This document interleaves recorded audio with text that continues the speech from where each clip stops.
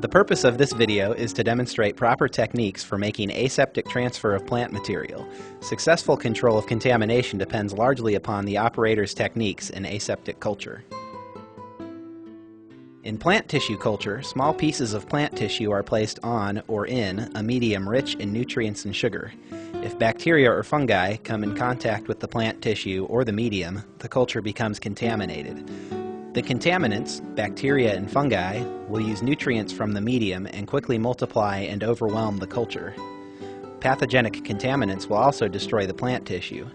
Our aim is to surface sterilize the plant tissue and put it on a sterile growth medium without any bacteria or fungi getting on the plant or medium. This is not easy because bacteria and fungal spores are in the air, on us, in us, and under us. When you see sunlight shining in a window, you can, from certain angles, see dust particles in the air. There are hundreds of bacteria attached to each dust particle.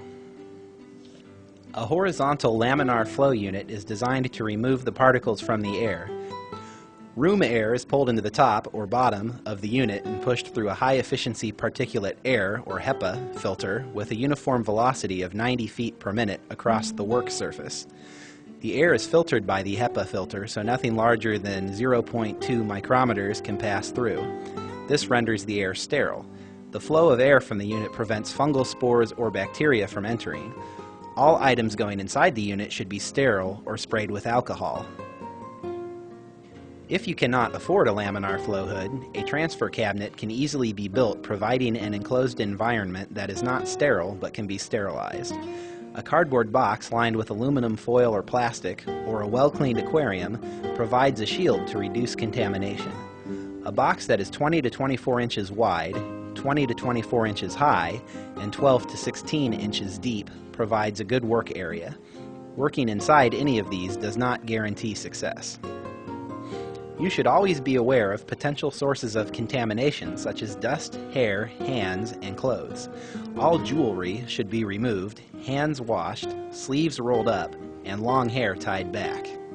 Hands should be washed, not scrubbed. Scrubbing dries hands and creates flakes of skin that have bacteria, and sprayed with 70% ethyl or isopropyl alcohol, or coated with isopropyl alcohol gel. Gloves and masks provide extra protection. Do not lean over the work area. Keep your back against the backrest of your chair. Try to work with your arms straight. This position may feel awkward, but it will reduce contamination. Talking or sneezing while culture material is exposed can also lead to contamination. Do not pass non-sterile items over sterile areas or items. Reach around rather than over. Make your movements smooth so that you do not disturb the air more than is necessary. Work quickly though. The longer it takes to manipulate the tissues, the greater the chance of contamination. Have only the necessary items in the sterile work area. Remove items that are no longer needed as quickly as possible. Think about each step before beginning so that you understand what you are about to do. Turn on your hood. Spray or wipe down the hood in transfer areas with 70% alcohol, approximately 30 minutes before starting to make transfers. A sterile work surface is needed on which to place the sterile tissue to trim it. A sterile petri dish is a convenient surface upon which to work. Glass petri dishes can be autoclaved and reused.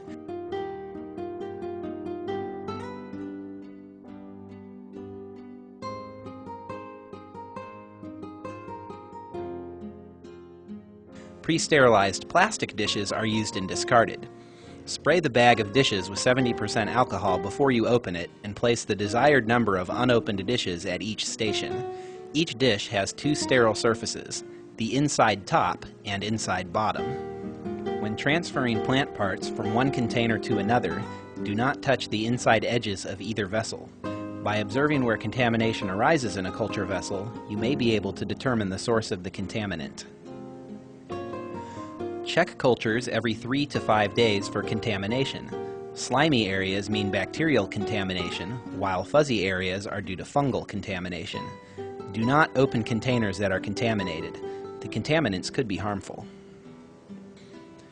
The only safe way to dispose of these is to autoclave or pressure cook them for 15 minutes at 15 psi. Contaminated plastic dishes can be placed inside a large can or autoclavable bag to be sterilized before discarding. To recap, 1. Always spray or wipe down the transfer area approximately 30 minutes prior to work. 2. Always keep your face and head away from the cultures you are transferring. Remember that most contaminants are introduced through poor technique. 3. Work with your hands in front of you. Avoid talking with others around you when making sterile transfers. 4. Use a glass bead sterilizer or alcohol lamp to flame your transfer instruments between transfers. Remember to allow the instruments to cool between transfers. 5.